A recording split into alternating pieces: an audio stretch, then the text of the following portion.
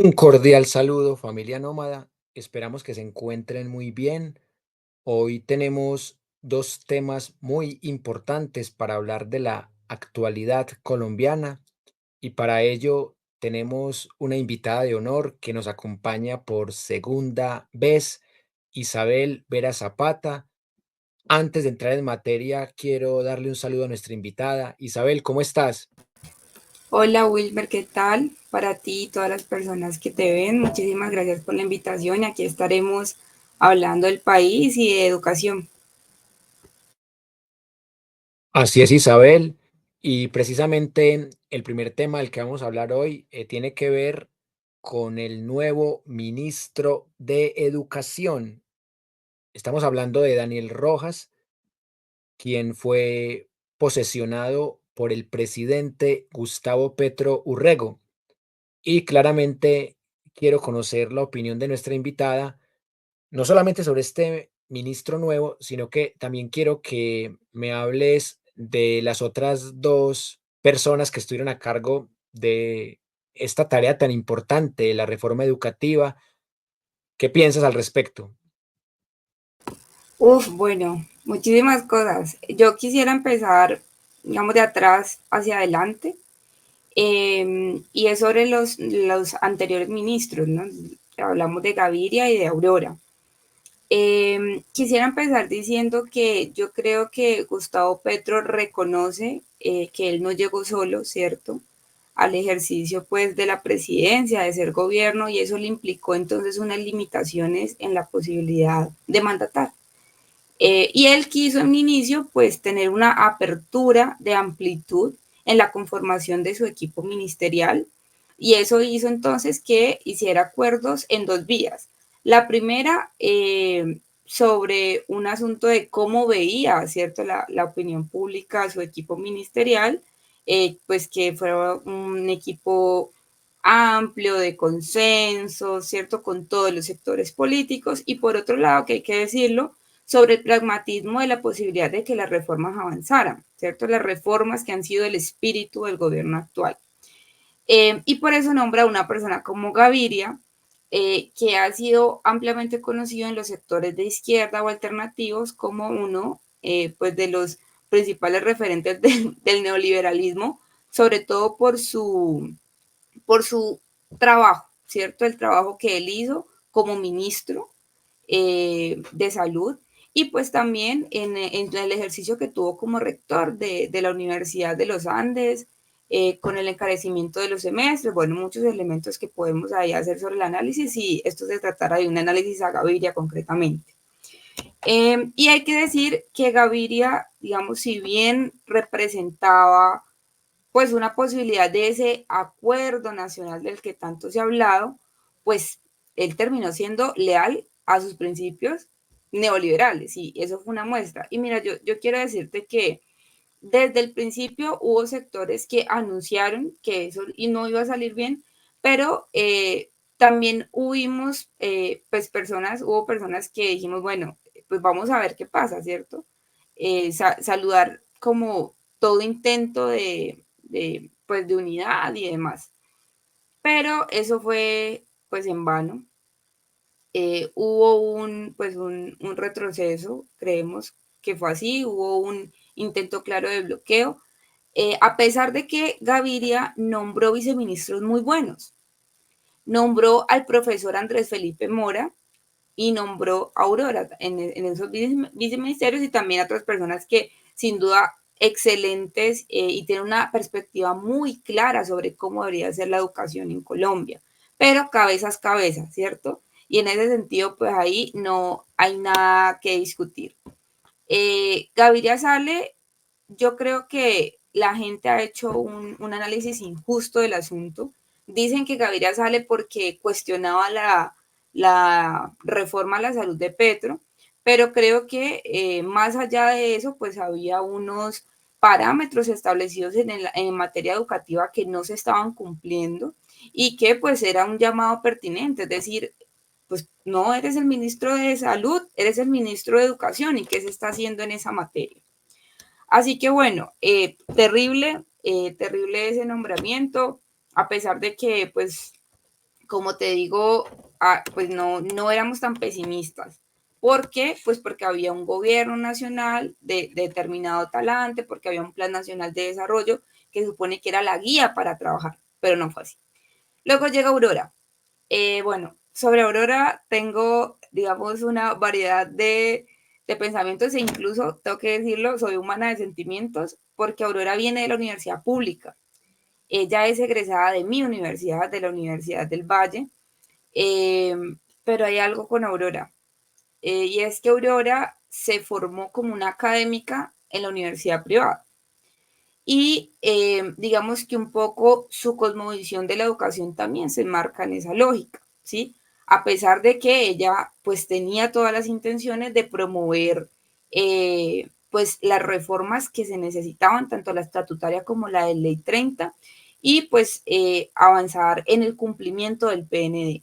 Sin embargo, creo que lastimosamente no había mucha astucia política, aunque ella sea una gran académica, ¿sí?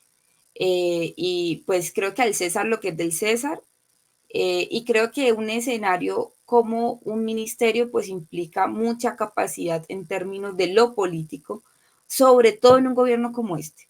O sea, yo digo, si estuviéramos en cualquier otro gobierno, pues muy probablemente puedas avanzar con tus objetivos con facilidad, pero este gobierno representa unos retos adicionales y es que es el primer gobierno alternativo de la historia de Colombia y tiene una resistencia tremenda porque no tiene mayorías en el Congreso.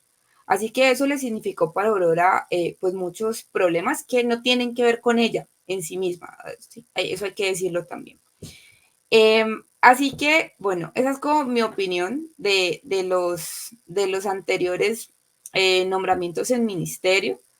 Creo que Aurora se esforzó muchísimo, hay que valorar ese sentido, creo que también hizo una apertura adicional, pues en los nombramientos que hizo, vinculó a gente de diversos sectores del movimiento estudiantil, del movimiento profesoral, pero cometió un error y esto, nuevamente yo creo que son temas sensibles, ¿cierto? Temas complejos, pero hay que decirlo. Muchas de las personas que seguían trabajando en el ministerio venían de gobiernos anteriores o eran afines a más una ideología de derecha o, ¿sí me entendés? Entonces, eso produjo pues que sus asesores técnicos, que se supone pues uno dice, eh, son los imparciales, ¿no? Pero sabemos que no hay técnicos imparciales. Todos trabajan en el marco de una orientación, así no sea de manera consciente, hay una orientación ideológica, aunque no se quiera reconocer o aunque no se haga conscientemente. Entonces, eso también produjo muchos quiebres en cómo se estaba guiando la política en materia educativa. Así que era necesario, la verdad, hay que decirlo, era necesario el cambio. Y bueno, tengo muchas otras opiniones sobre el nuevo ministerio, no sé si quieras decir algo sobre eso que he dicho. Sí, claro. Quiero hacer dos apuntes. Uno sobre Alejandro Gaviria, que inicialmente era un precandidato presidencial, era rival de Petro y parecía que chocaban mucho argumentativamente, pero se respetaban como personas. Y en esa medida quiero hacer una reflexión sobre el concepto de neoliberal, porque en la pragmática del discurso se dice que las palabras significan según el texto en el contexto. Y si bien es cierto, la raíz de la palabra neoliberal es diferente a la que entendemos, cuando hablamos de alguien con ideas neoliberales, entendemos que tiene una gran simpatía por el sector privado y en esa medida era muy difícil pensar que alguien que ha representado al sector privado en el tema de la salud, ministro de un gobierno tradicional, iba a hacer algún cambio. Y cuando Petro nombró a Alejandro Gaviria como ministro de Educación, yo estaba con muchas dudas y yo decía, para mí este no era. Yo hubiese preferido a los hermanos Subiría, a cualquiera de los hermanos Subiría. Yo hubiera preferido a cualquier persona que a Alejandro Gaviria. Igual en ese momento yo dije, vamos a darle el beneficio de la duda. Y cuando Alejandro Gaviria empieza a chocar con Petro por la reforma a la salud, yo noto que hay un descontento en diferentes sectores que yo conozco acá en Medellín, de docentes de cátedra, de movimientos estudiantiles, y el reproche que se le hacía era, en vez de trabajar en esa reforma a la Ley 30 tan necesaria para la educación superior, se mete en temas de la reforma a la salud. Y ya cuando Petro lo saca, yo celebro por 2 razones. Primero, porque el perfil de Aurora Vergara Figueroa me encanta mucho su nivel intelectual, académico, como historiador, como lingüista. Celebro mucho que alguien que es especialista en estudios de la diáspora, en estudios latinoamericanos, del Caribe, alguien que ha trabajado lo que también se conoce como estudios afrodiaspóricos y que es una profesora de las ciencias sociales y que tiene un discurso tan agradable para quienes votamos por el gobierno del cambio. Yo tenía muchas esperanzas con Aurora Vergara Figueroa, pero al final yo pienso que faltó más gobernanza, como tú decías, en el Congreso, faltó más apoyo de otros sectores, también faltó quizás más presión de algunos movimientos sindicales de la educación, pero por lo menos esta señora no salió a hablar pestes del gobierno de Petro cuando la cambiaron, mientras que Alejandro Gaviria no ha dejado de hablar pestes del gobierno de Petro. Y Petro dijo algo muy contundente que yo respaldo a cabalidad, y es algo que implica una reflexión crítica, y es Alejandro Gaviria refundió los recursos de la educación superior. Yo lo interpreto como Alejandro Gaviria ha hecho liquidar, ha hecho acabar los recursos para la educación superior. Es decir, que Petro reconoció que se metió un tiro en el pie. Petro, de manera indirecta, reconoció que se había equivocado al nombrar a ese señor como ministro de Educación.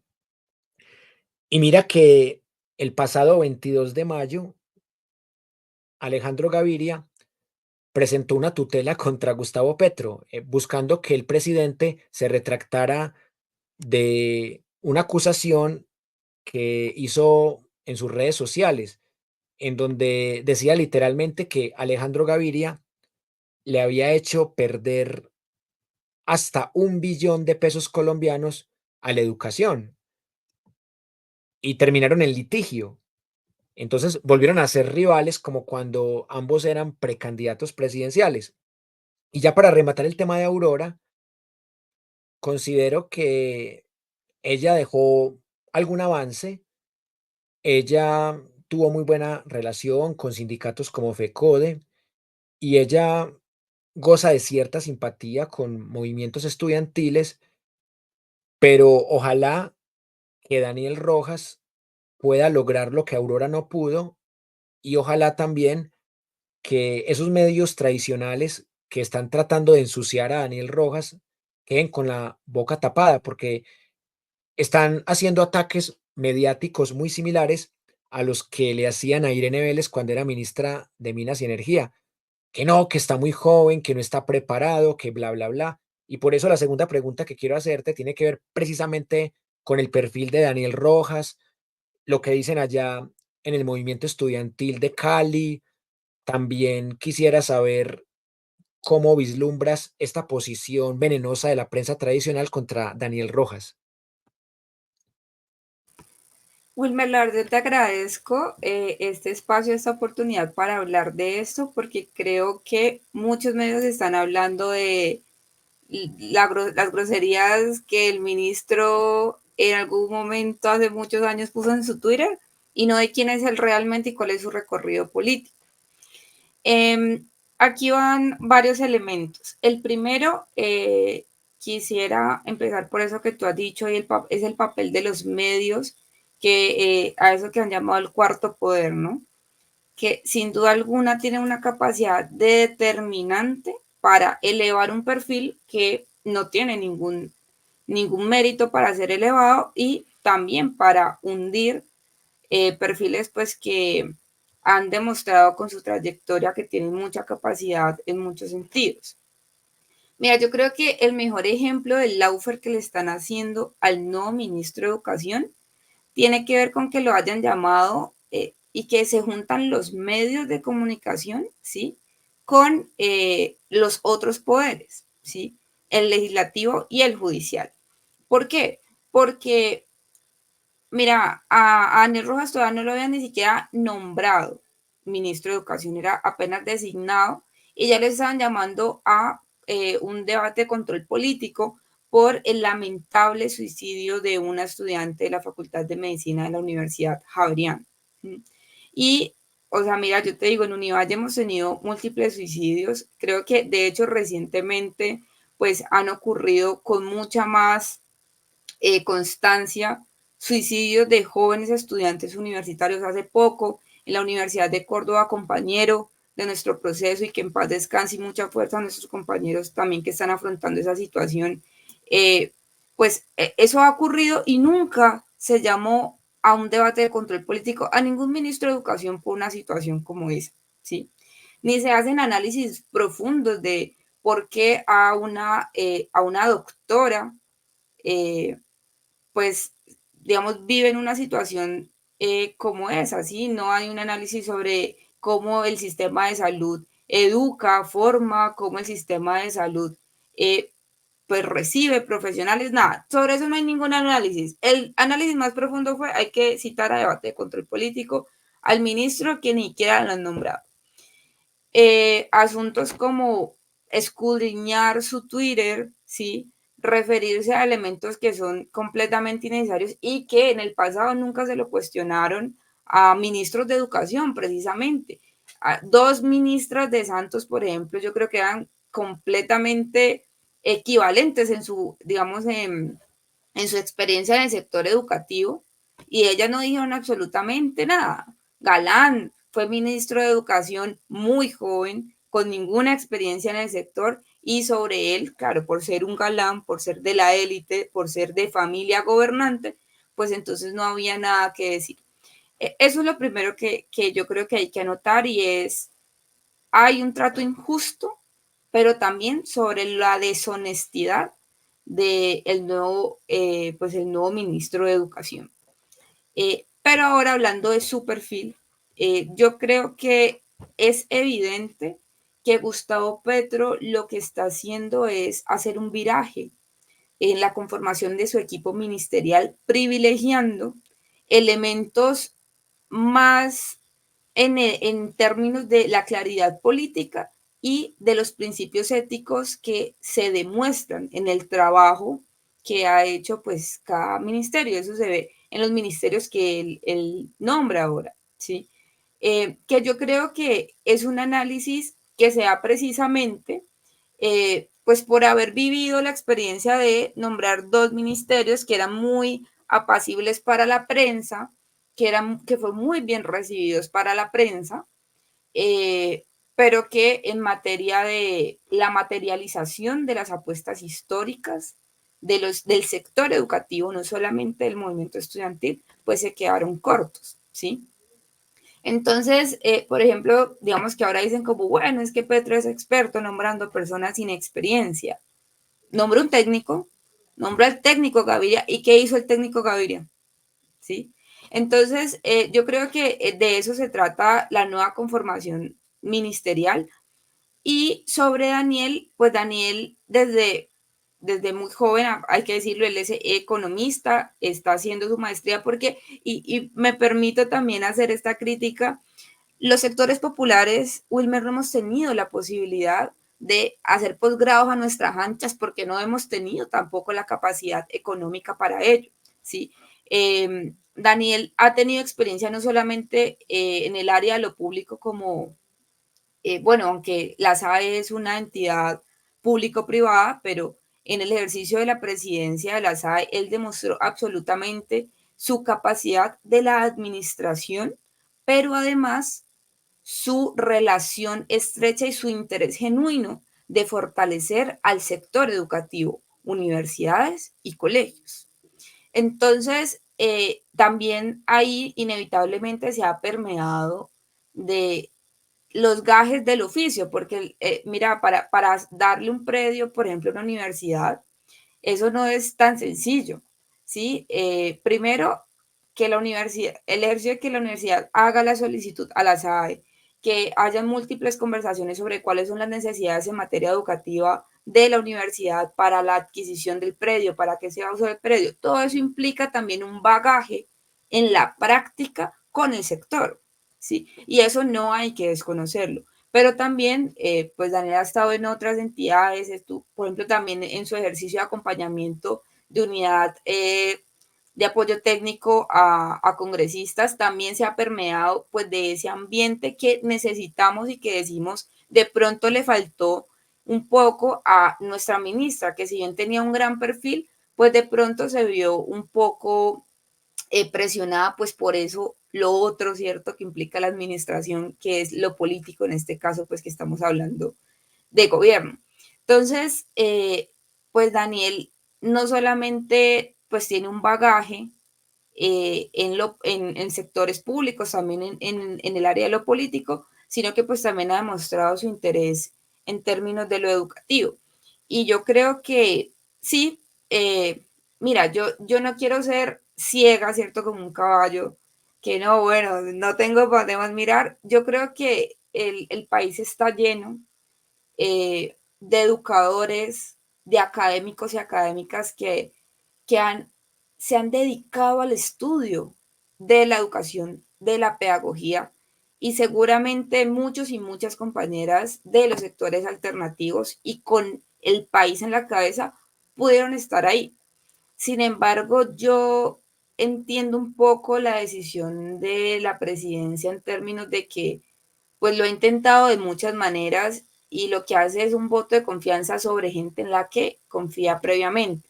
Y para muchos esto sonará mal, pero creo que pues ante una situación crítica, Petro reconoce que tiene que cumplirle al sector educativo, al movimiento estudiantil, profesoral, de trabajadores.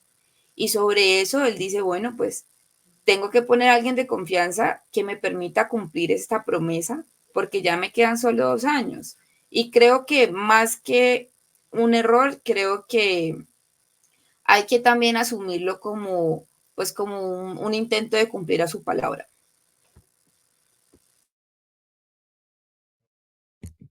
Así es. A propósito de esto que dijo Petro del ministro de Educación, Daniel Rojas, que prefiere un profesor que diga palabras groseras a uno que haga cosas groseras en la política, que sería politiquería. Estoy totalmente de acuerdo con Petro y también recuerdo lo que decía el asesinado humorista y periodista Jaime Garzón, que en este país la gente se indigna por un hijo de putazo, pero no se indigna con la cantidad de ladrones que hay en la politiquería.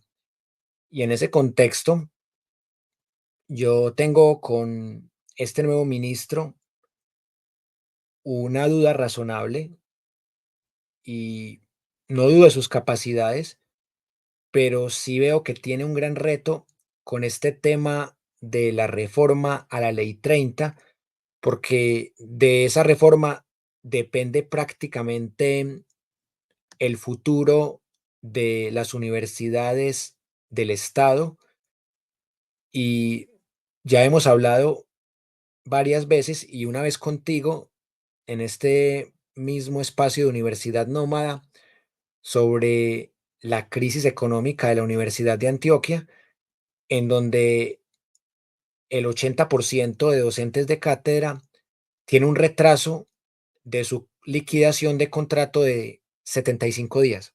Imagínate la difícil situación, pago por horas, no pago de vacaciones y para colmo de males, una liquidación que debió pagarse el 15 de junio, ya va a terminar pagándose casi en agosto, cuando ya empieza el nuevo semestre en varias facultades y ya hay un nuevo contrato. Por primera vez en la historia de la Universidad de Antioquia, se va a pagar un contrato, la liquidación de un contrato, cuando ya se está iniciando las horas laborales del siguiente contrato.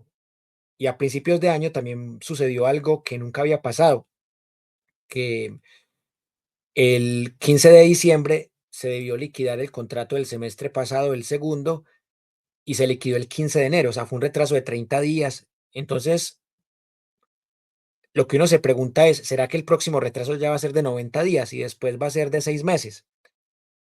Entonces, la situación en nuestras universidades es delicadísima y por eso la tercera pregunta que quiero hacerte tiene que ver con este tema de la reforma a la Ley 30, que es la ley que hace que el docente de cátedra ni siquiera sea un empleado o un servidor público, es un simple contratista que trabaja por horas.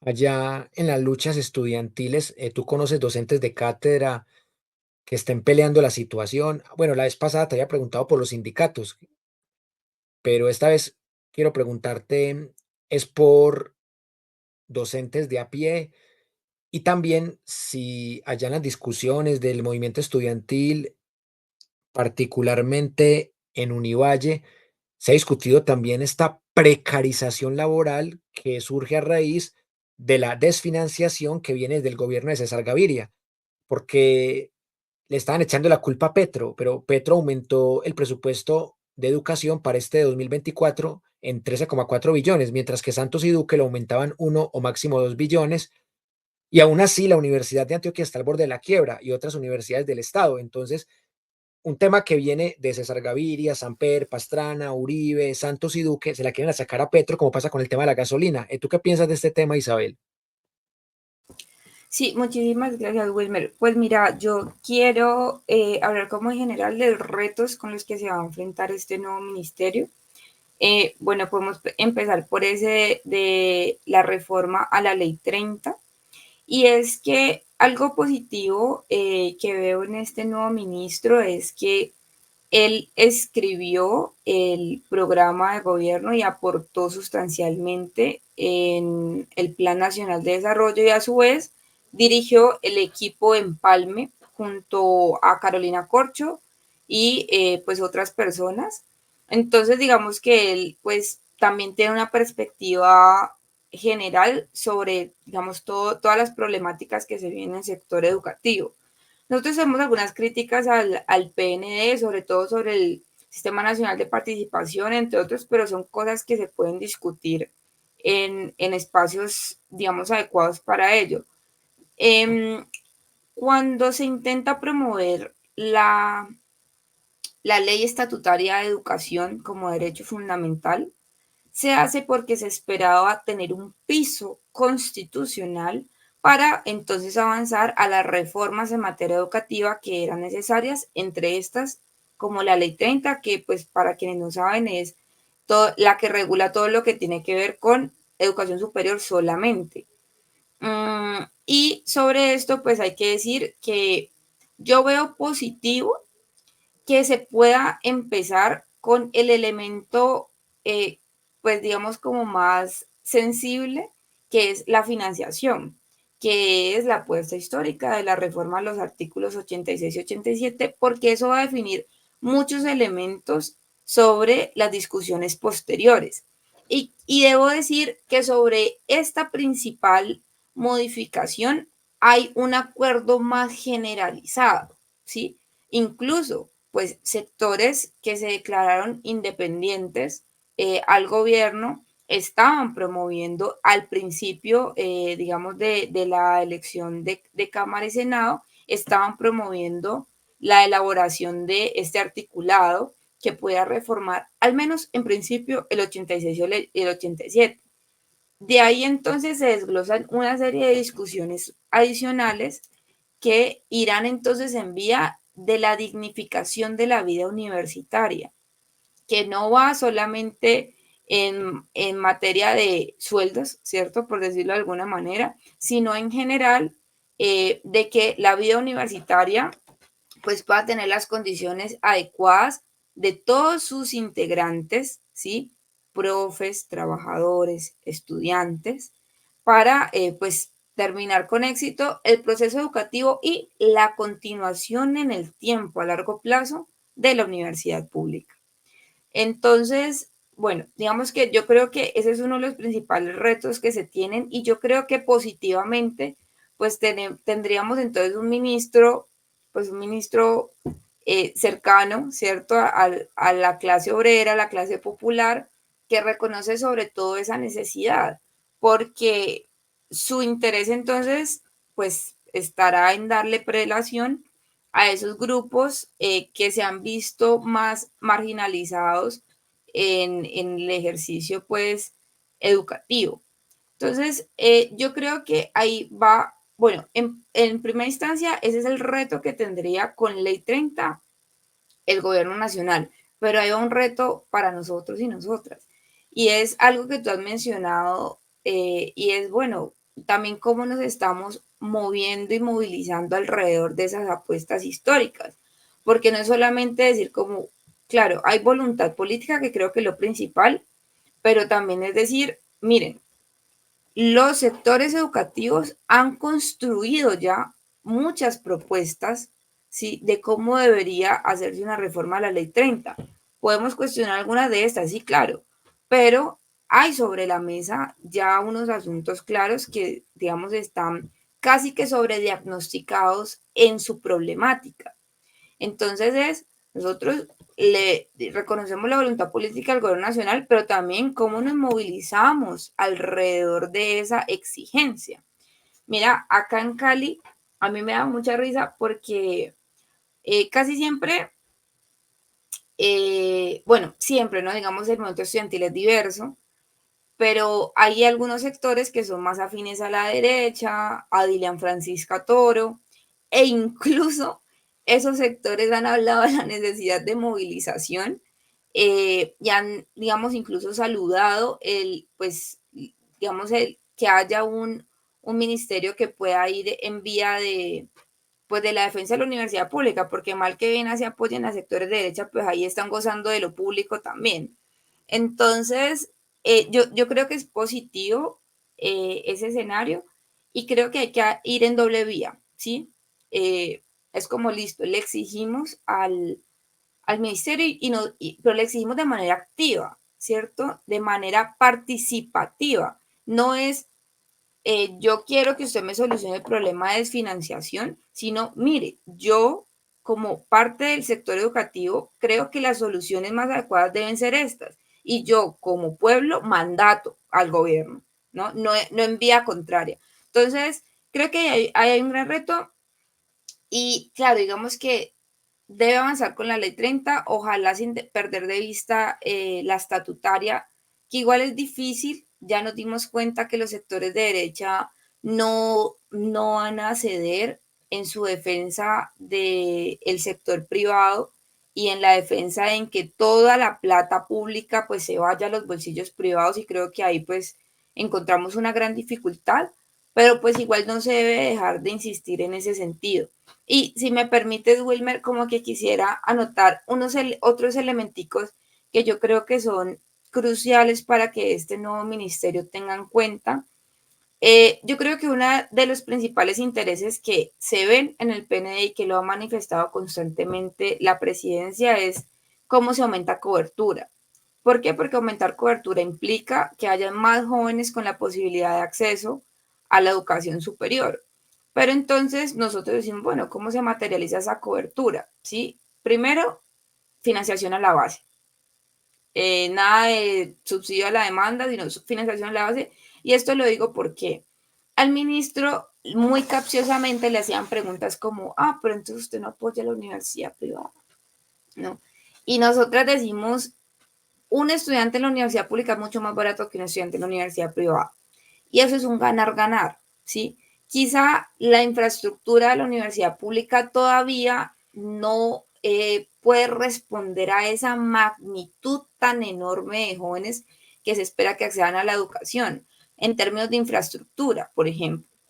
Pero ahí va a jugar un papel fundamental el nuevo nombramiento en la presidencia de la SAE, porque lo que se estaba haciendo desde la SAE era poder poner ya bienes construidos, es decir, infraestructura, es decir, herramientas para ese aumento de cobertura.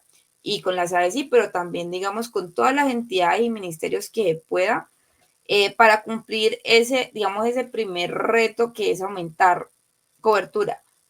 Y luego decimos, listo, entran muchos jóvenes, pero ¿en qué calidad entran? ¿Cierto? ¿Cuál es la calidad con la cual se lleva a cabo el proceso educativo?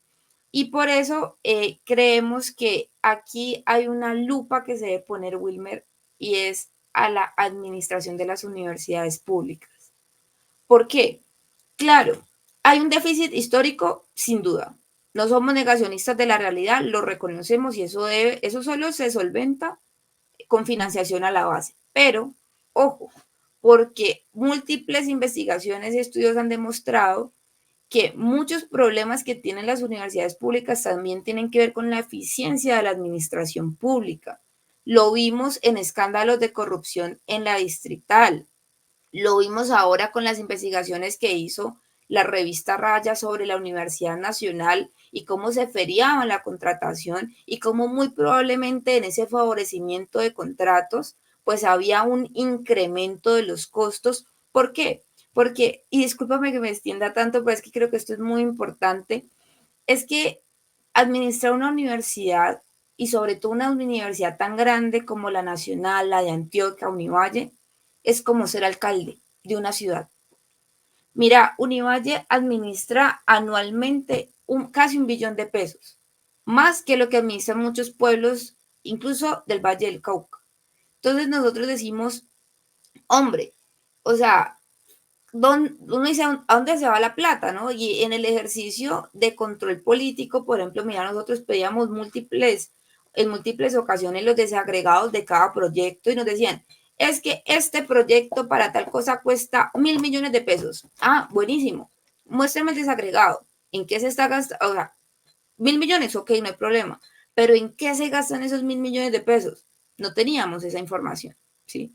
Y ese mismo ejercicio pues hay que hacerse en todas las universidades. Nosotros encontramos que en algún momento Univalle contrató con lo que hoy es Impretix, que es ese contratadero de Ilian Francisca Toro, ¿sí? Entonces decimos, y que además hay denuncias de que ese contratadero lo que hace es incrementar los costos porque terceriza contratación y se queda con una parte.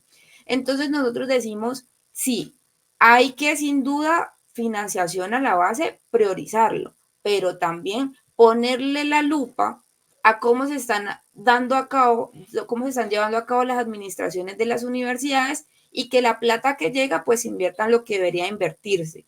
Y finalmente, pues hay un reto en fortalecimiento del movimiento del sector educativo. Yo creo que eso sin duda, mira, hemos tenido los gobiernos anteriores que lo que han hecho ha sido perseguir, estigmatizar, eh, tratar de borrar de múltiples formas al movimiento educativo, movimiento estudiantil, movimiento profesoral, movimiento sindical dentro de las universidades.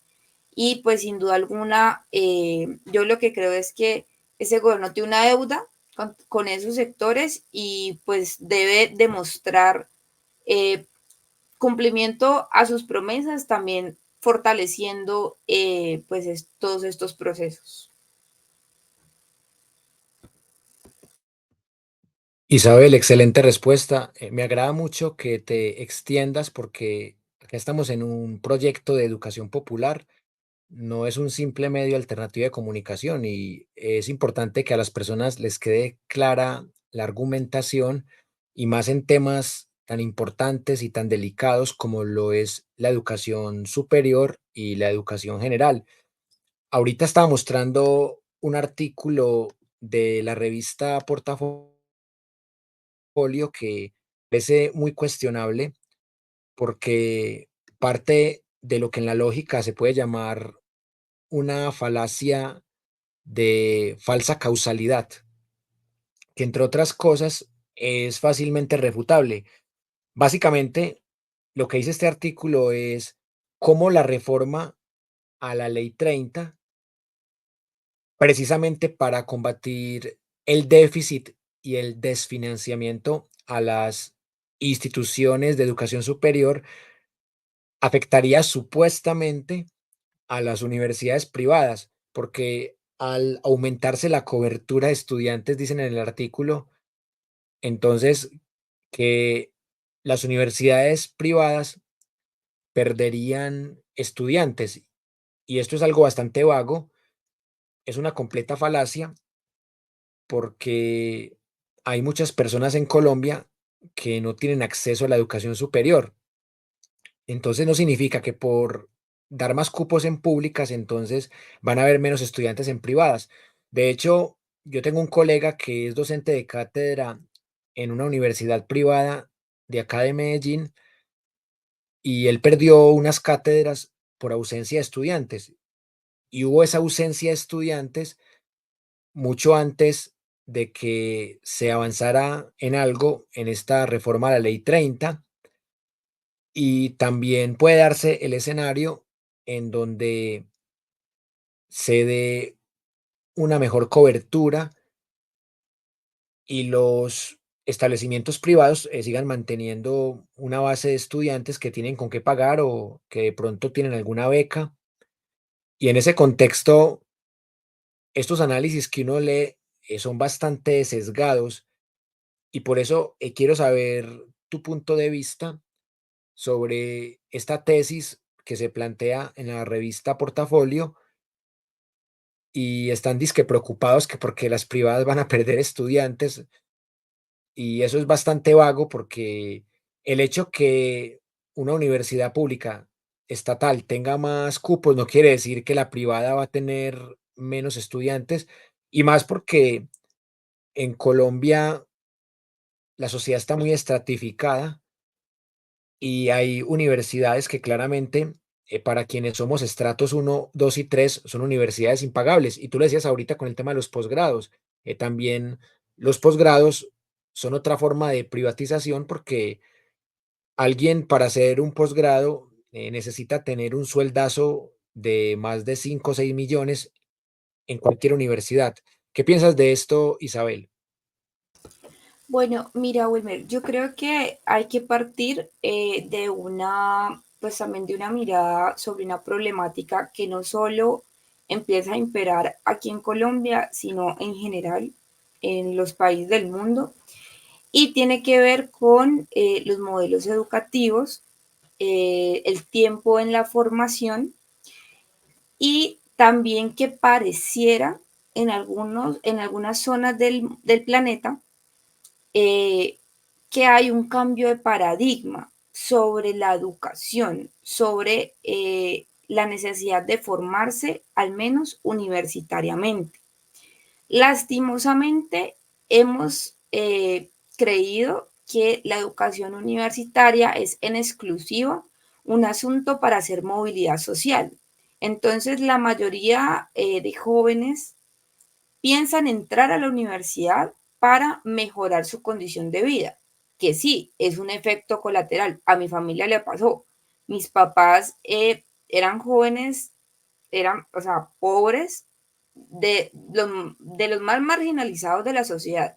Y fue solo la universidad pública que le permitió mejorar las condiciones de vida a mi familia y hacer esa tan mencionada movilidad social. Pero ese no es el único objeto de hecho, ni siquiera es un objeto, de eso más bien es un efecto colateral que ocurre con la formación y la tecnificación de la mano de obra, pero no es un objeto ese de la universidad pública, ¿sí? O de la universidad en general. El del etos universitario en sí mismo no es ese, que listo, deviene, ¿cierto? Ocurre naturalmente, pero pues no es ese el objetivo. Entonces, ahora, como estamos presenciando un boom de influencers, un boom de otras actividades que aparentemente lucran con facilidad, pues lo que ocurre es que hay menos jóvenes interesados en acceder a la educación superior. Y ojo, esto no solo está pasando en Colombia, ¿sí?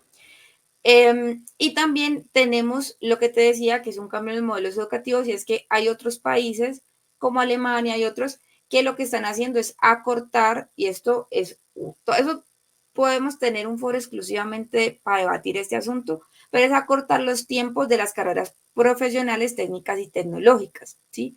Sobre un sistema distinto. Entonces, para esto hay que decir que, claro, puede que haya una disminución en términos generales de quienes pretenden acceder a la educación superior, pero también hay que decir que sobre esa noción de que entonces bajan en la universidad privada porque se están yendo a las públicas, eh, yo lo que creo es que de pronto las universidades privadas no eran tan eficientes administrando como parecía hacerlo, como nos han vendido que es la administración privada. Cuando se dan programas como Pilo Paga, entonces vemos que hay pues un ingreso tremendo a las universidades privadas porque había un presupuesto casi que fijo por varios años que el Estado le estaba girando a esas universidades y muchas de ellas incluso crecieron en esa coyuntura de que habían una gran cantidad de jóvenes de sectores populares pues yendo a estudiar a las universidades privadas. Yo creo que es imposible que el sector privado se quede sin clientes, porque es así como ellos ven a los estudiantes, no como personas que llegan a formarse en conocimiento, sino como clientes, porque lastimosamente todavía no existe el andamiaje necesario para que la universidad pública supla toda la necesidad de demanda que hay en términos de formación de educación superior. Entonces hay que decirles pues que no se preocupen, que de pronto van a dejar de vengar un poquito más de plata para el rector o para altos cargos, pero que no se van a quedar sin estudiantes por esa razón básica y fundamental, ¿sí? Y eso va a durar muchos años, o sea, todavía no estamos preparados para que la universidad pública pues supla todas las demandas que se tienen en materia de educación superior. Por eso te decía que, listo, hay una, digamos, una intención de que se aumenten 500.000 cupos en las universidades, pero pues tenemos un problema y es que las universidades públicas están diciendo, uy, venga, espere, yo no puedo incrementar todo eso porque no tengo la capacidad física, ¿cierto? Y administrativa para hacerlo. Entonces, yo lo que creo es que aquí se ha intentado montar un relato y aquí el relato mata el dato, porque no, los datos no están, digamos, permitiendo hacer esa conclusión que hacen ese tipo de medios. Y es que el relato es entonces que las privadas están en crisis, ¿no? Y entonces las privadas están en crisis por un gobierno de izquierda o algo similar a eso. Pero lo cierto es que no, las universidades siguen teniendo amplia demanda y pues precisamente por esto que te menciono. Yo sí creo que la educación debiera ser un derecho pues cualquier joven debería poder acceder independientemente de su condición cualquiera que sea, de clase, de sexo, de etnia, de, bueno, demás. Pero pues la realidad hoy para pesar o para bien, pues es que sigue, la universidad privada sigue supliendo una demanda muy relevante en Colombia.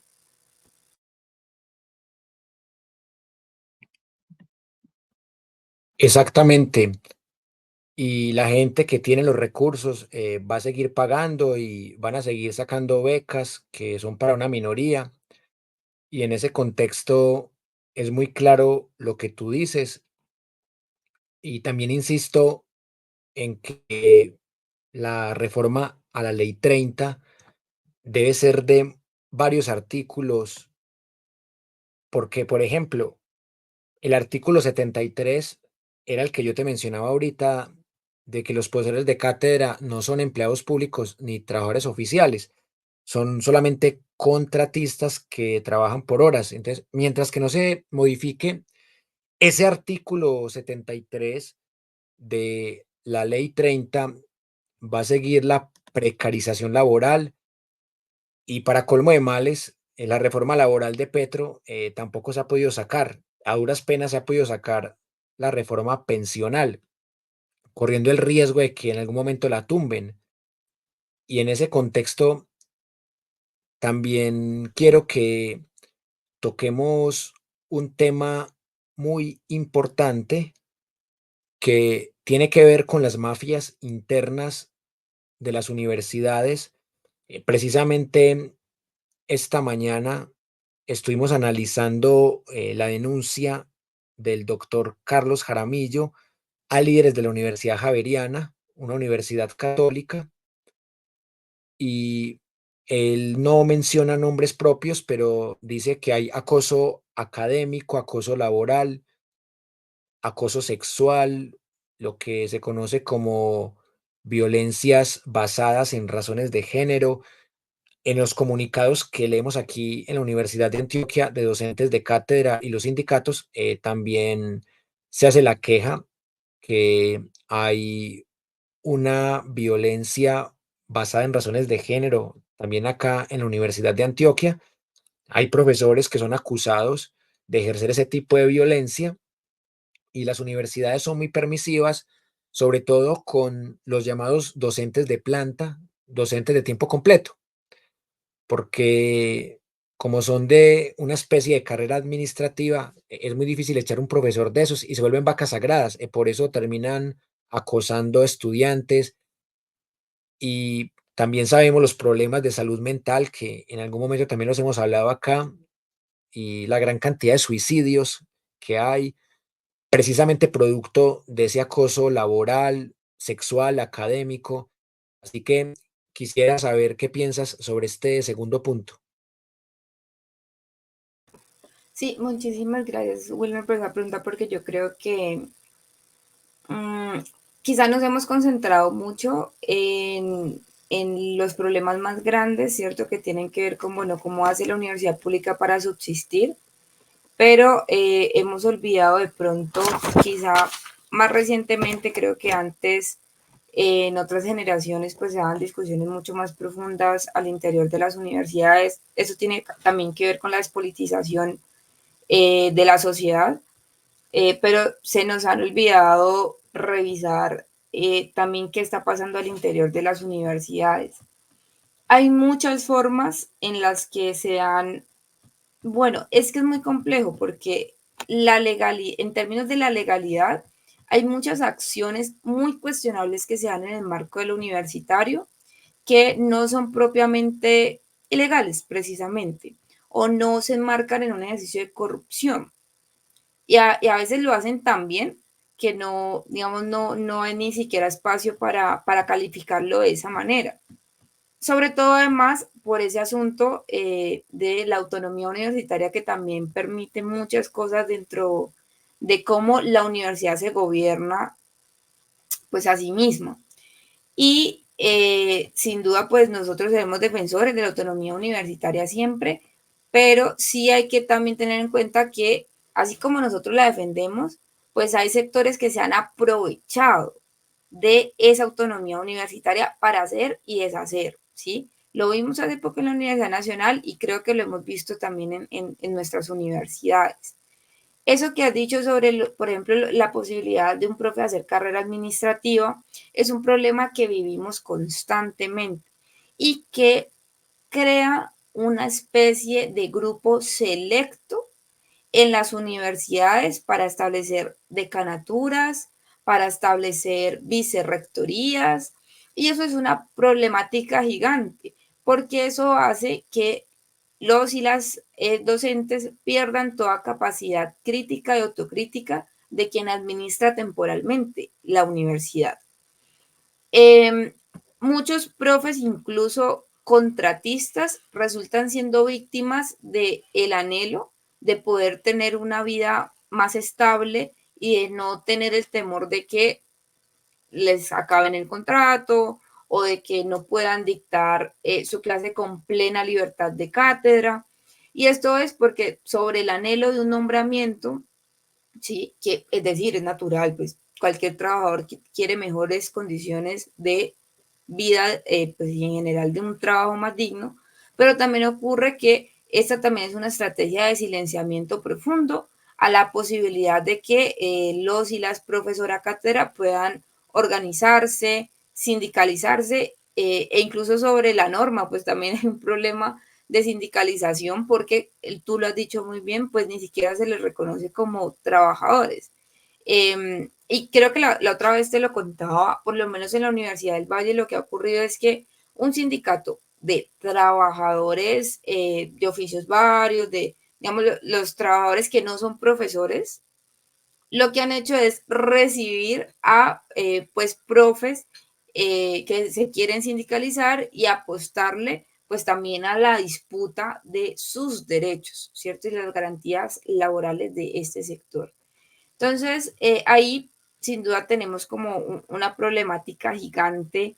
E incluso si me lo permites, yo iría más allá y pondría sobre la mesa una discusión que también es bien peleaguda, que tiene que ver con los profes nombrados, cómo pueden incrementar su sueldo, sobre pues la política que existe hoy de publicaciones, ¿no?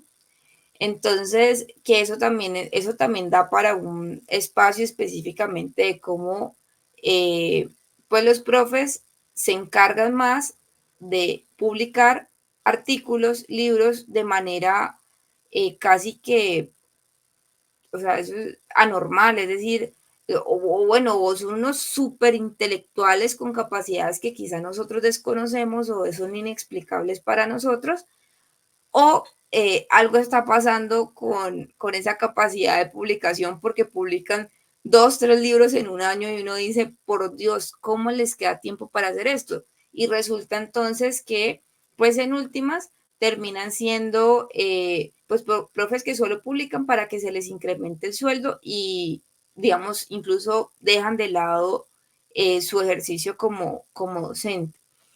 Y por último, quisiera decir que yo sí creo que en muchas universidades lo que pasa es que hay una suerte de complicidad de esos profes de carrera administrativa, ¿sí? Eh, Primero, sobre la posibilidad, la no posibilidad más bien que tienen otros profes de poder acceder a eso, ¿sí?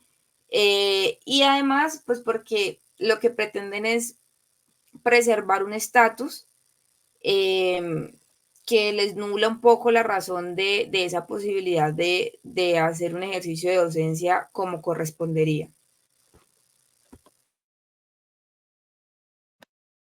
Así es, y definitivamente se vienen tiempos muy difíciles porque hay un tema que no hemos tocado, pero que me parece importante tratarlo como una especie de bonus track, que es la crisis de la Universidad Nacional de Colombia. Se dice que ya hay una afectación económica por aproximadamente 4.800 millones de pesos colombianos, y esto para una universidad del estado es muy complejo.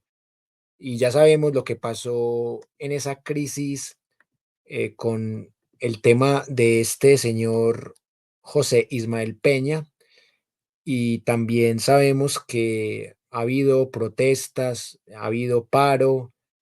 Incluso, pues, por ahí me llegó un testimonio de una joven que se va a retirar de una carrera de la Universidad Nacional de Colombia, sede de Medellín, para estudiar en Uniminuto Bello, porque no soporta el paro, no tiene la paciencia para soportar un paro.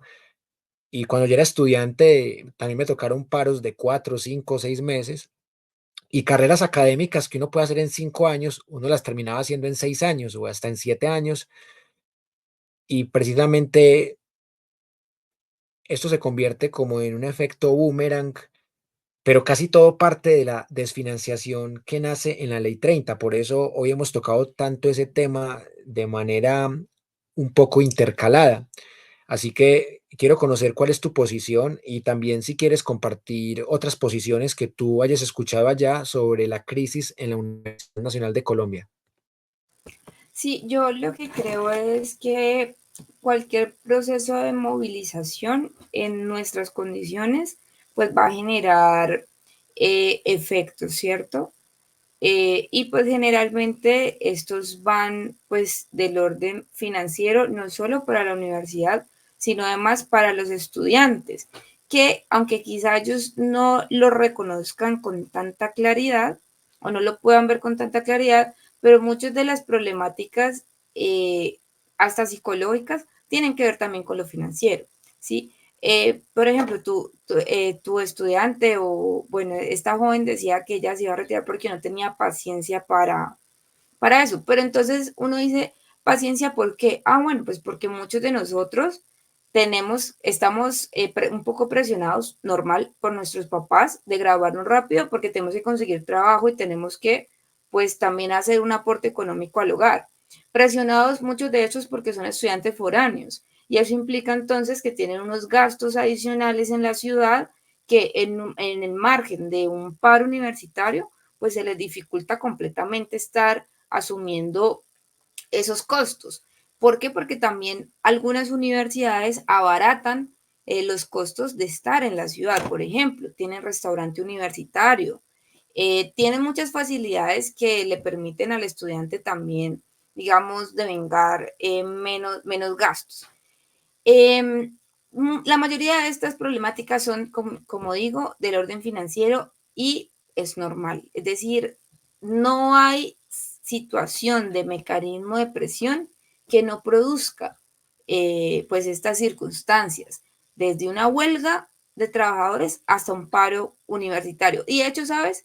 Creo que esa es la principal razón por la que un paro universitario genera tanta presión en los administrativos, porque cuesta, ¿sí? Eh, a nosotros nos pasó, es que de pronto también uno como estudiante no es muy consciente de las dimensiones de lo que a veces puede costar eso. Nosotros estuvimos en 2019 en un paro que duró apenas como, bueno, no, apenas duró como un mes y sí nos dijeron que o sea, cada semana para la universidad era costosísima, pues porque la universidad sigue funcionando y digamos lo que tienes para estar 18 16 semanas, pues dependiendo del funcionamiento, ¿no? Entonces, quiero empezar por ahí. Es natural, es decir, es normal, es predecible que puedan, pues, haber implicaciones del orden financiero tras un ejercicio de movilización. Ahora, el asunto es cómo se responde ante estas problemáticas, ¿sí? Lo primero es que yo creo que no debe haber una condena al ejercicio de movilización, porque si en principio las reformas necesarias para una ampliación de la democratización de las universidades se hubiese dado, pues en la Nacho no hubiera pasado ese problema con la rectoría. O si por lo menos, hubiesen reglas de juego claras. En prácticamente ninguna universidad pública por ejemplo, habrán salvedades como la Universidad de Nariño, bueno, pero en la gran mayoría no está claro el mecanismo de elección de rectoría, paso a paso, ¿sí? Con todas las salvedades que eso pueda implicar. Y eso, de facto, genera ese tipo de problemas y lo hemos vivido en muchas universidades. Eh, entonces, ahí como que va lo primero, si eso se hubiera resuelto de raíz, pues no estaríamos en esta situación. Si hubiesen reglas claras, si hubiese una democratización de la universidad, bueno.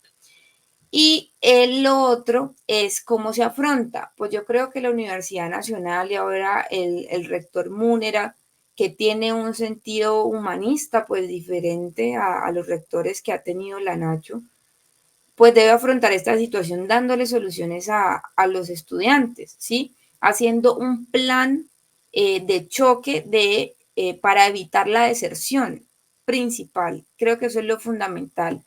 Buscar a los estudiantes, abrir pues un espacio en donde los estudiantes puedan, digamos, inscribirse, podría decir así, manifestar, mire, estoy a punto de desertar porque no me alcanza la plata para acabar el semestre.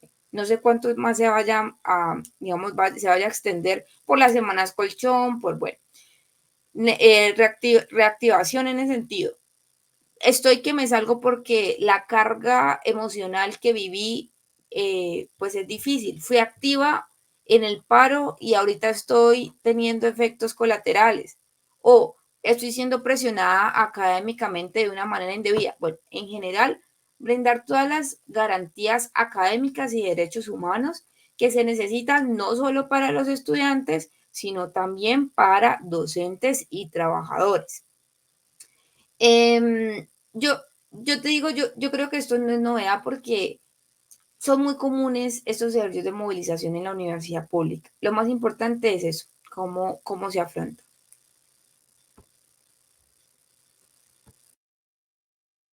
Exactamente. Y tú tocaste un tema muy importante que precisamente te lo quiero preguntar como una forma de ir redondeando este encuentro, porque hubo una noticia que generó bastante indignación en su momento, pero que por ahora está el tema muy callado, porque ahorita que tú hablabas de los mecanismos de la derecha, la extrema derecha, para acabar con la educación estatal y para diezmar a quienes se atrevan a protestar por mejores condiciones, Miguel Polo Polo, en su condición de representante a la Cámara, amenazó con proponer un proyecto que le quitaría el cupo a un estudiante que supuestamente esté en actos de vandalismo. Y tú sabes que como experiencia que nos dejó el estallido social de 2021, hubo muchos falsos positivos judiciales. Ahorita al inicio hablábamos de los presos políticos. Entonces, esto se prestaría para que cualquier agente del SMAT capture a un joven que les cayó mal y que digan que estaba tirando piedra, cualquier cosa, y que con eso le quiten su derecho a la educación estatal, lo cual sería gravísimo para la democracia y para la sociedad. Y también este mismo señor Miguel Polo Polo, el año pasado protagonizó un escándalo porque dijo que la Universidad de Antioquia era una cloaca de terroristas urbanos. Incluso el mismo rector John Jairo de la Universidad de Antioquia lo frenó en seco y le exigió respeto. Acá también en Universidad Nómada hicimos un video al respecto que tuvo muy buena acogida y es increíble que esta clase de personajes que debieron quedarse de influencers estén ganando tantos millones en el Congreso por dañar o intentar dañar las reformas sociales, en este caso el derecho a la protesta.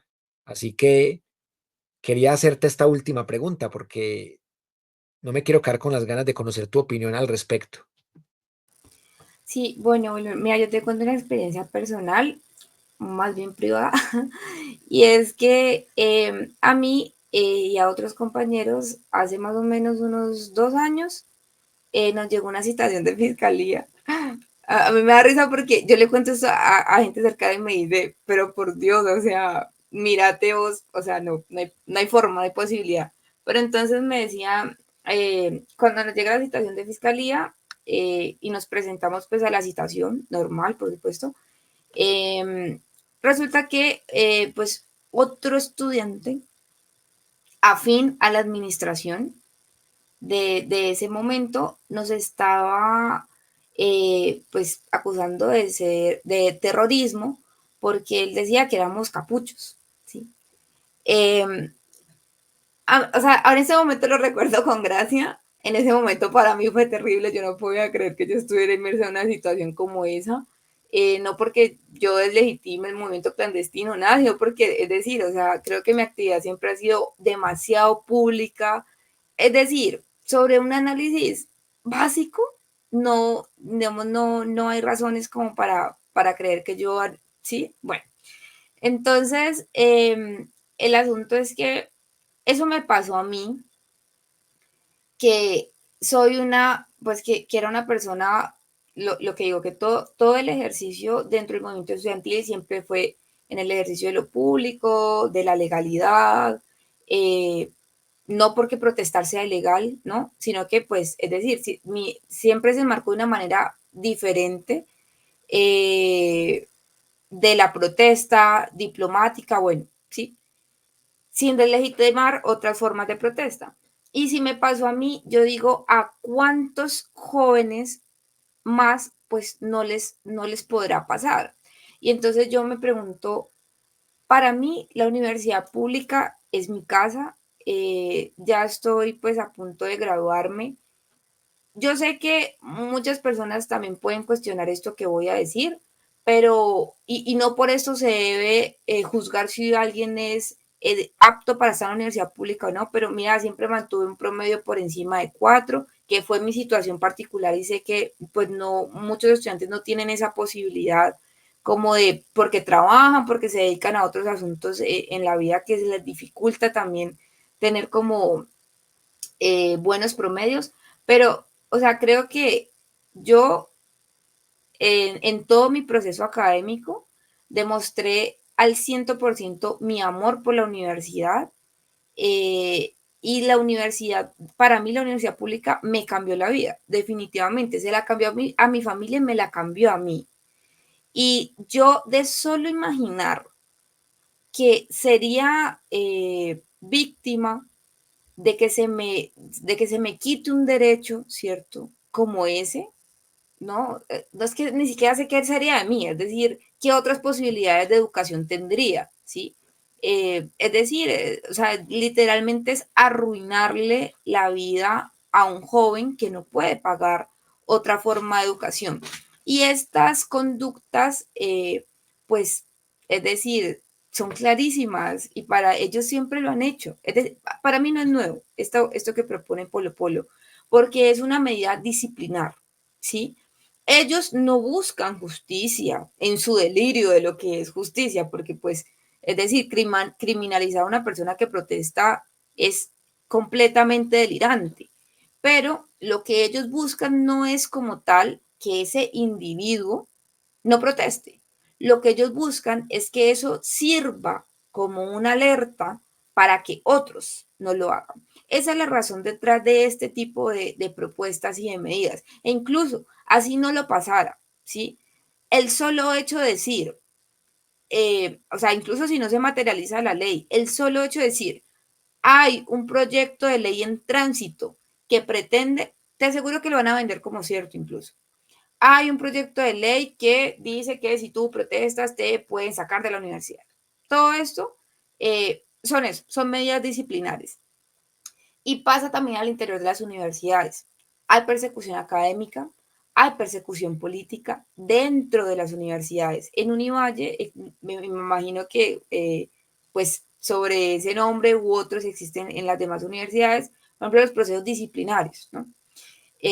A un estudiante le montaron un proceso disciplinario por mover unos asientos en el marco de un ejercicio de protesta, porque ellos decían que la movilización de esos asientos entonces les impedía a ellos acceder al salón y por tanto estaba violando su derecho fundamental a la educación, ¿sí? Entonces, imagínate, y le montan un proceso disciplinario a un estudiante por eso. Y ocurrió en muchas ocasiones en la universidad que para alertar a otros, para atemorizar a otros estudiantes. Entonces se empezó esa ola de procesos disciplinarios a personas muy activas o incluso referentes, mujeres incluso en ese ejercicio pues de la movilización en momentos concretos como de muy álgidos, sobre todo como el 2018 y otros momentos de la historia universitaria. Entonces, mira, yo te digo, esto, pues, sin duda alguna, no me sorprende, pero me entristece mucho que no le estemos prestando la atención que merece, porque así es como se instala un sentido común, ¿no? Entonces, quien, quien proteste es un vándalo y por tanto un vándalo entonces no tiene derechos. Y entonces hay que privarlo de toda posibilidad de formar conocimiento o de mejorar su vida. Y entonces hay que, si está marginalizado, hay que marginalizarlo más. Esta gente, sin duda alguna, no solo no tiene corazón, sino que odia muchísimo.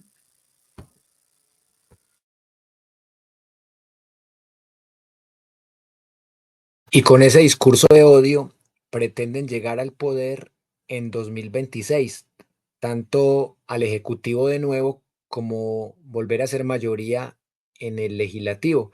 Y por eso es tan importante que hagamos una campaña pedagógica. Aquí en Universidad Nómada, en el marco del estallido social de 2021, hicimos una campaña sobre la historia de la capucha.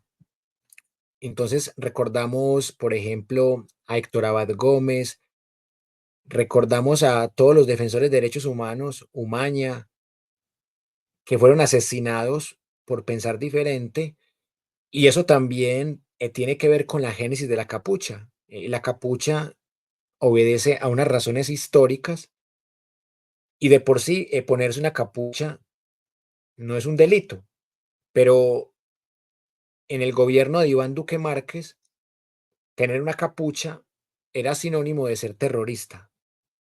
Y eso es muy delicado porque el terrorista es el que mete miedo.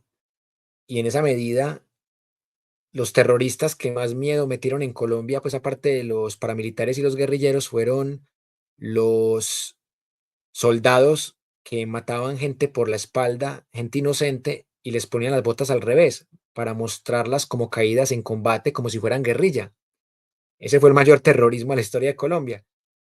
Y por eso, para estos sectores de la extrema derecha, es más grave ponerse una capucha y tirar una piedra que asesinar a alguien por la espalda y presentarlo como los mal llamados falsos positivos o ejecuciones extrajudiciales a civiles. Y en ese contexto, habían uribistas o gente de la derecha que decía que sí, que había que electrocutar a los protestantes, que había que torturarles, pero hicimos un ejercicio historiográfico rastreando en dónde nace la capucha. Y la capucha nace por un mismo defecto de las dictaduras que hemos tenido, desde la dictadura de Turbay Ayala, en donde había un régimen opresor, que eso también se denunció y de cierta manera la retoma al Palacio de Justicia por el ejército era también para borrar esos archivos que venían desde la dictadura de Turbay Ayala, una dictadura que exilió al escritor Gabriel García Márquez, y desde esa dictadura se generó un ambiente más hostil en las universidades para los movimientos estudiantiles llamados de izquierda, y ahí está la génesis de la capucha, de no puedo dar la cara porque me matan, porque me perfilan. Y el DAS, manejado por paramilitares como Noguera y Jorge 40, oficialmente por Noguera, el DAS terminó siendo un aparato de la dictadura de Álvaro Uribe Vélez para chuzar, perseguir, perfilar enemigos políticos, fueran magistrados, defensores de derechos humanos, docentes, periodistas críticos, y por eso yo justifico la capucha desde ese punto de vista. Y la papabomba la entiendo como un mecanismo propio de lo que es un conflicto que en algún momento puede llegar a ser una guerra civil. La papabomba es un arma que se utiliza de manera subversiva, entendiendo la subversión como lo contrario a lo establecido y no como terrorismo, pero con esa doctrina de George Bush y de Uribe, la supuesta seguridad democrática, se creó fue un neomacartismo en donde se estigmatizaba a todo aquel que criticara al gobierno como guerrillero. Y todavía existe ese estigma. Esta mañana amenazaron a nuestro amigo Milton Fabiani, el líder social, líder ambientalista de Bogotá, y la gente lo ataca por quejarse, por protestar, y se hicieron pasar como parte del clan del Golfo, y lo amenazaron con matar su familia, le mandaron una fotografía con 2 armas de gran alcance, y se notaba la sevicia en esos comentarios, que te mataremos a machete para ahorrar bala, que no mereces la bala, y luego le mandan fotos de fusiles, o sea, es gente que está desquiciada, y esta gente desquiciada es la misma que ha generado que diferentes movimientos disidentes se hayan alzado en armas o hayan cubierto sus rostros para proteger sus vidas.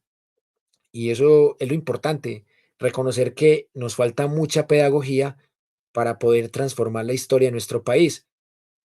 Y por eso mismo quiero que nos compartas tu posición al respecto y que también nos empieces a compartir cuáles son tus reflexiones finales después de este agradable rato que hemos tenido acá en Universidad Nómada. Bueno, sí, no, mira que justamente eso te iba a mencionar es decir, es apenas entendible que en sectores de la sociedad donde ha sido más difícil ejercer una actividad política crítica, pues se usen ese tipo de herramientas y es para salvaguardar la vida. Mira, yo te digo, aquí en Cali particularmente, yo tengo que decirlo, hasta el día de hoy, yo siento que he podido habitar el ejercicio del movimiento estudiantil con total tranquilidad. Al menos yo, pues, digamos, salvo esa pequeña excepción y algunos asuntos sorteables, pero siento que mi vida nunca ha estado en peligro inminente, ¿me entendés? Que yo le diga a mamá, papá, tenemos que irnos de aquí, ¿sí? De pronto en el paro, yo creo que la mayoría, mucha gente, digamos, de sector alternativo y que está movilizado, pues está un poco asustada por lo que está ocurriendo. Tantos jóvenes asesinados, tantas redadas a sus casas sin ningún motivo, falsos positivos, bueno, demás, pero como tal, creo que yo he tenido un gran privilegio de estar en una ciudad grande con mucha aceptabilidad a los sectores de izquierda. El Valle del Cauca, pues, como en todo, hay también sectores de derecha, entre más al norte, más derecha, pero creo que he podido hacerlo con tranquilidad. Pero yo no me imagino cómo habrá sido ser misma condición en los 2000, por ejemplo, o en 2010, o en gobiernos como el de Álvaro Uribe, ¿sí? A mis compañeros y compañeras que pues están un poco mayores, yo les respeto y les admiro profundamente porque estoy segura que lo que vivieron debió haber sido mucho más determinante y debieron haber tenido muchísima más valentía para hacer lo que hacían. O en otros sectores del país, por ejemplo, en la Universidad de Antioquia, ¿sí? Donde pues es un territorio tan marcado por los sectores de la derecha, o en Córdoba, por ejemplo, ¿sí? Allá yo admiro muchísimo a los compañeros y compañeras del mundo estudiantil allá porque es muy difícil. O sea, hay muchísimos casos que relatan cómo se ha amenazado y se persigue se ha desaparecido a líderes estudiantiles o profesorales, o cómo se les estigmatiza y eso se ve materializado en la pérdida de su libertad y demás. Entonces, mira, lo que yo creo es que sin duda alguna, pues el ejercicio de la clandestinidad, pues no es gratuito, ¿sí? Pues si no hubiera necesidad de la clandestinidad, pues no existiría y todos podríamos hacer actividad política mostrando nuestro rostro con absoluta tranquilidad. Pero pues esa no ha sido la realidad de nuestro país y no ha sido incluso la realidad de muchos sectores de Latinoamérica, ¿sí? Marcados incluso por momentos dictatoriales, pues que has tenido vos que la única forma de vos organizarte ha tenido que ser clandestina, por ejemplo, ¿sí? En momentos de dictadura, así como en Chile, como en Argentina, bueno, demás. Entonces, sí, creo que definitivamente debemos desescalar ese discurso de estigmatización. Por eso yo siempre insisto en que en ese término de sin deslegitimar, sin criminalizar, porque si bien yo no he ejercido la actividad clandestina, pues en un ejercicio apenas razonable puedo comprender las razones de quienes sí, ¿sí?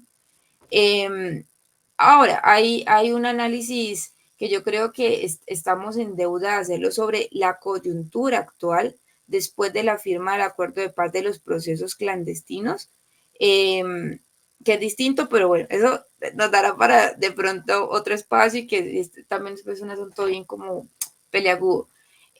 Pero es un gran riesgo la escalada o más bien la reescalada, porque hubo un momento muy álgido en Colombia en donde esos discursos pues eran la panacea, ¿sí? Y cualquier joven universitario pues no lo bajaban de guerrillero, aunque todavía cargamos con ese estigma, pero creo que en la, por ejemplo, la época de Álvaro Uribe era muchísimo mayor. Entonces hay que parar y frenar esa escalada de ese discurso, precisamente porque eso va a viabilizar la vulneración de derechos de una manera impresionante. Y bueno, ya que pones ahí la foto de Escobar, eh, yo creo que eso pues ha sido, no sé si derrota, pero al menos sí pues una demostración de, de cómo algunos sectores no tienen miedo, ellos sí no, ellos no tienen miedo de mostrarse radicales. A nosotros nos da mucho miedo, ¿no?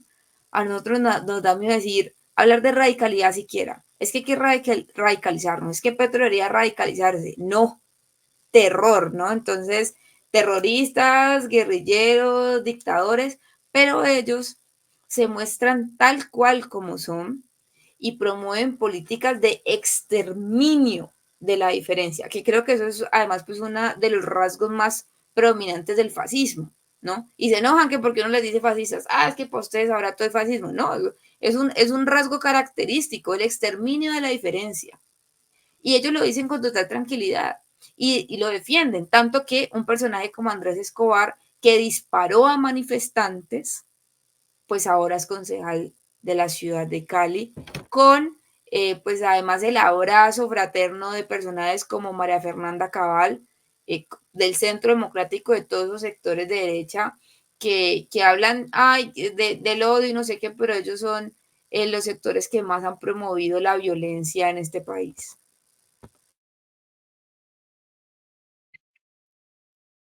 Exactamente. Sí, yo no podía dejar pasar la oportunidad de poner a este señor que lamentablemente es tocayo de un futbolista que fue asesinado por el narcoparamilitarismo, por una familia, los Gallón Henao, que son acusados de ser socios de Álvaro Uribe Vélez, porque en este caso, si Pablo Escobar estuviera vivo, uno diría, ojalá que Pablo Escobar no se junte con Álvaro Uribe Vélez porque se vuelve peor. Porque Álvaro Uribe les representa a la mafia y el mafioso termina siendo más peligroso que el narcotraficante.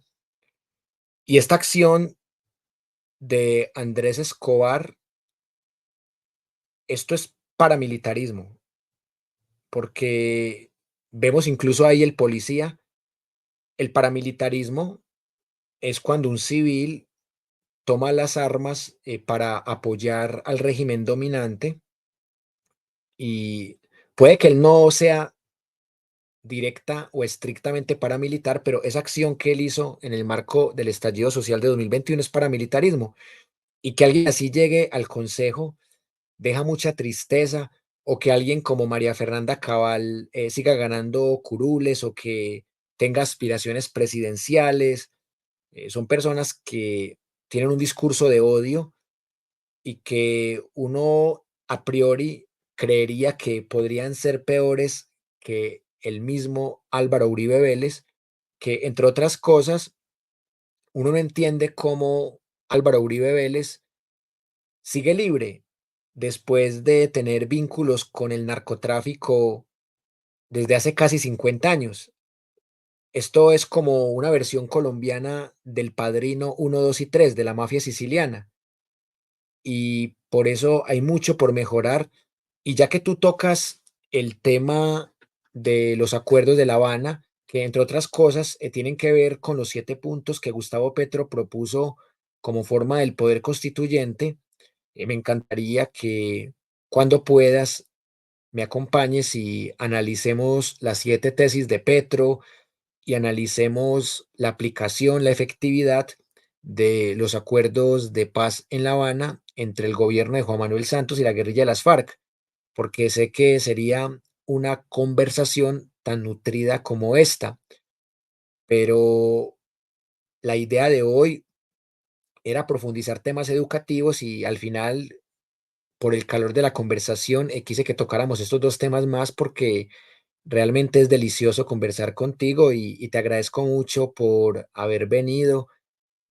Y también quiero hacer una invitación a las personas que nos ven a que apoyemos los movimientos estudiantiles, los sindicatos, apoyemos las 35 reformas del gobierno de Gustavo Petro, que no son para la familia de Petro, son para el pueblo colombiano, y que apoyemos a los otros medios alternativos y que también apoyemos lo que el mismo gobierno de Petro ha denominado como la economía solidaria. La economía solidaria consiste en que los de abajo nos apoyemos y que cuando ustedes tengan algún emprendimiento, algún tema para compartir, nos apoyemos, que no todo tiene que ser directamente historia o política. También existe la mejor cara de la economía cooperativa, que es la economía solidaria, que va muy de la mano con la educación popular y con los medios alternativos de comunicación.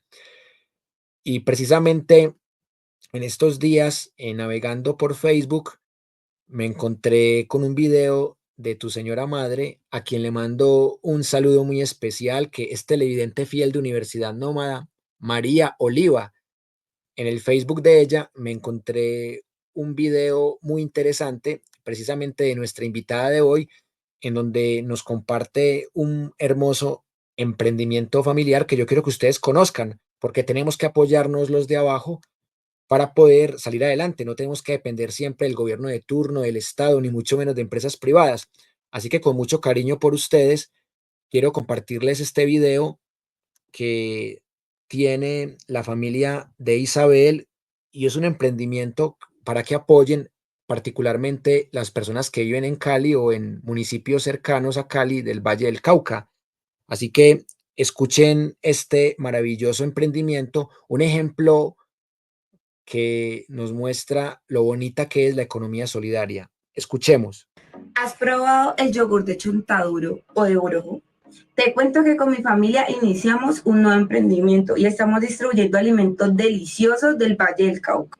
Tenemos sabores exóticos y novedosos como el de Chontaduro y Orojo, pero también de café, piña, lulo, kiwi, maracuyá, rompasas. Y también los convencionales que tanto nos gustan como el de melocotón, mora, fresa, frutos rojos, kumis. E incluso tenemos uno delicioso que es tradicional y cero azúcar. Y lo mejor de todo es el precio. Por apenas 13.000 pesos te llevas 2 litros de yogur y por 2.000 pesitos adicionales te los llevo yo misma hasta la puerta de tu casa.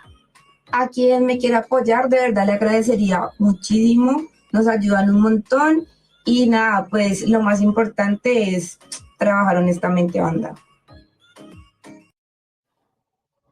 Ahí tienen ustedes este bonito emprendimiento para que lo apoyen allá en Cali. Yo quiero que Isabel nos comparta algunas palabras de cómo nació este bonito emprendimiento, porque ojalá que yo estuviera allá para poderte comprar, pero espero viajar muy pronto, conocerte en persona, conocer tu familia y comprarte. Cuéntanos cómo nació esta bonita idea, Isabel. Wilmer, muchas gracias por la super cuña. La verdad es que sí, precisamente como en ese ejercicio de poder buscar un poco más de independencia económica, pues les cuento, digamos, en mi casa somos cuatro. Y pues mis papás se han distribuido, digamos, las tareas, ¿cierto? Que implica pues poder trabajar para que nosotras, mi hermana y yo tengamos, pues hayamos tenido durante tanto tiempo la garantía de poder estudiar con un poco más de tranquilidad, que es algo pues que mi papá, por ejemplo, no tuvo. Mi papá, como en cuarto semestre, su papá murió y él tuvo que trabajar, estudiar, eso es una cosa muy difícil realmente. Entonces, pues en ejercicio, pues sobre todo con mi mamá, dijimos como, bueno, porque yo siempre decía como algo con alimentos, metámosle algo a alimentos, porque yo soy ingeniería de alimentos, ¿no? Y nada, pues que la comida es el motor de la humanidad, entonces decíamos como, bueno, metámosle algo, algo que también pueda ser saludable, que pueda ser pues un alimento también un poco más asequible del mercado normal pues para que la gente pueda acceder con más facilidad a ellos. Y pues bueno, de ahí como que resultó la apuesta de poder distribuir alimentos del Valle del Cauca, más porque es nuestra tierra dorada. Eh, y bueno, pues eso es en lo que estamos, la verdad, empezamos a hacer muy poco, pero todavía como que no tenemos página ni nada, pero la gente ha sido muy receptiva. Y mira que eso que decís es precioso sobre las economías populares, porque en esos días eh, me escribe alguien como, ellos, pues eso, son unos compañeros que venden miel de caña y grasa de cerdo como manteca. Entonces yo le digo, oye, yo quiero una miel de caña, qué rico. Y me dice, sí, yo también quiero un yogur. Y el precio era como parecido. Yo le digo, no, pues hagamos trueque, ¿cierto? Intercambiamos producto y también como que nos ayudamos también diciéndole a nuestros conocidos, pues que también hay otro producto que podemos adquirir pues de manos caleñas, de manos vallecaucanas y pues ayudarnos entre todos, ¿no? Hay como más bien promover ese asunto más bien como el de circular. Entonces, sí, muchas gracias, de verdad. Qué pena, pero bueno, muchísimas gracias, lo valoramos muchísimo, Wilmer. Pena de que si esto es economía popular, economía solidaria, medio alternativo, educación popular, ojalá que la gente que nos está viendo también se anime a que hagan videos como Isabel Vera Zapata y a que promocionen acá sus productos. Acá no monetizamos, pero tenemos la conciencia crítica de ayudar a las demás personas. Creemos en la autogestión, en el voluntariado, en los emprendimientos que nacen desde estas ideas creativas de la economía popular. Y como el gobierno de Petro apoya estos proyectos, también los medios alternativos deberíamos, no solamente cuando moneticemos, acá no monetizamos, pero cuando moneticemos, también darle pautas gratuitas a personas que están empezando. Y ya estoy ansioso por viajar a la ciudad de Cali para probar estos deliciosos productos y que estén acompañados de una dulce y excelsa conversación como la que hemos tenido hoy con Isabel Vera Zapata. Así que si alguna persona está interesada en conocer más de este producto y que de pronto no vive en Cali, pero tiene amistades o familia en Cali o en el Valle del Cauca, pueden seguir el Instagram de nuestra invitada de hoy, así tal cual como lo ven en el banner, Isabel Vera Zapata. Aquí también lo comparto en pantalla. Isabel también tiene otra página que nos quiere recomendar, que la vez pasada también la habíamos recomendado, pero que se vale repetir. Y también es otra página de Instagram que se llama Univalle Unida.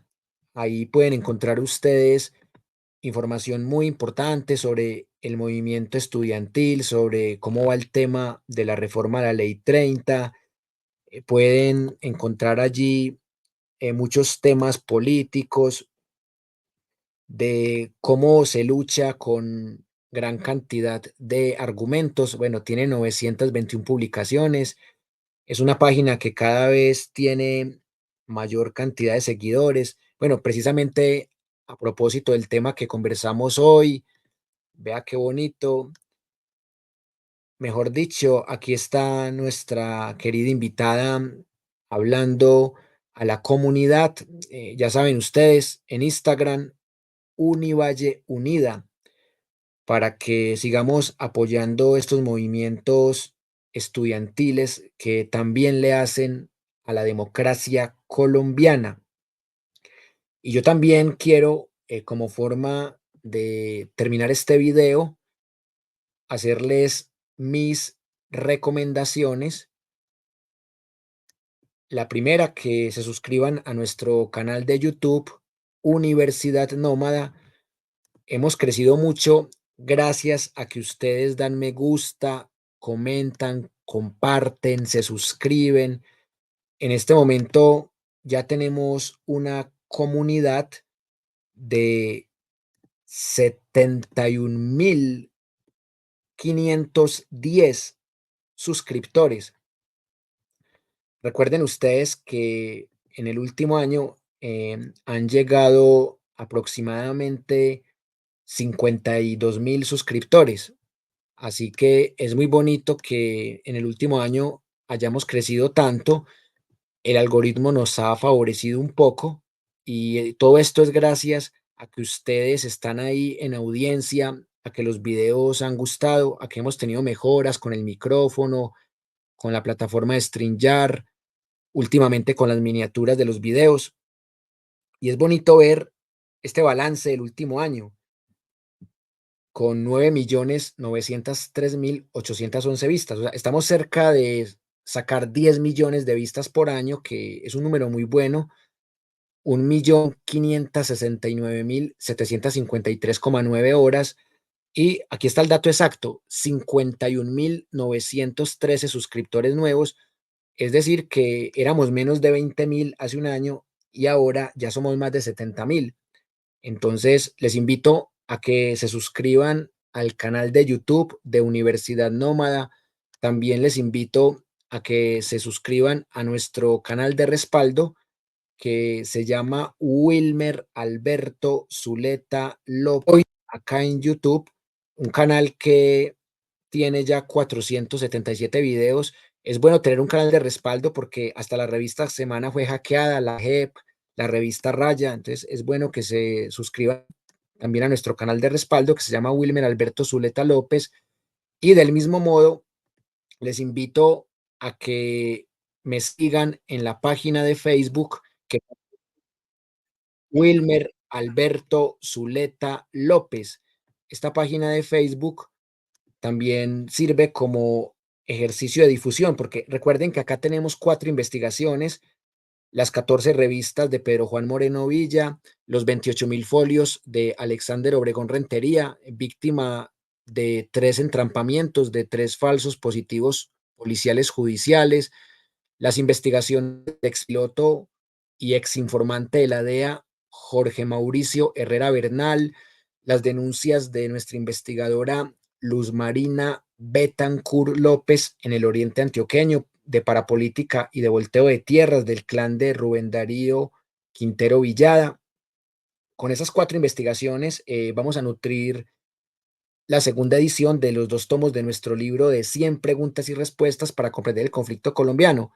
Precisamente un libro que nos publicó en la primera edición, en el segundo tomo, la Universidad Católica de Cali, precisamente hablando de Cali.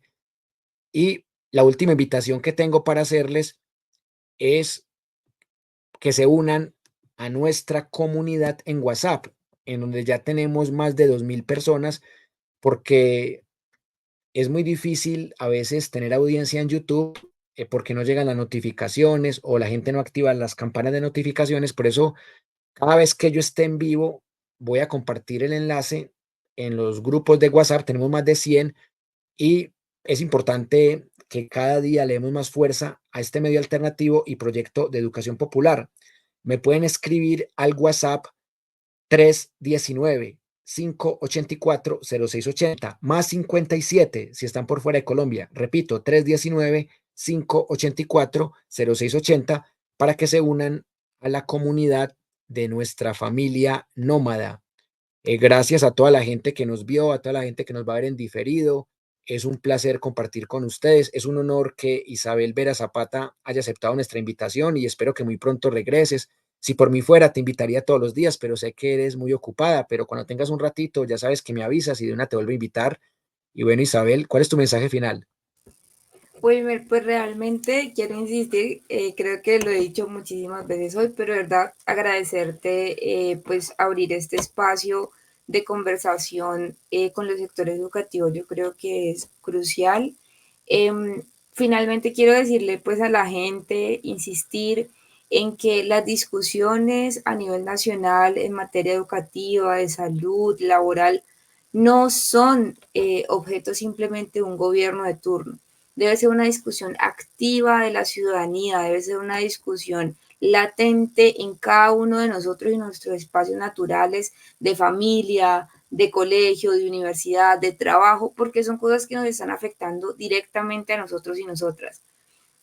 Ahorita el nuevo Ministerio de Educación Claro, nosotros asumimos como prioritario el asunto de la educación superior porque estamos inmiscuidos directamente en esta, pero también hay retos enormes sobre los primeros niveles educativos que ahí se debe prestar especial atención y que papá, mamá, ustedes que están viendo también acá, pues también debe ser objeto de su interés y ustedes deben vincularse a esta conversación, ¿sí?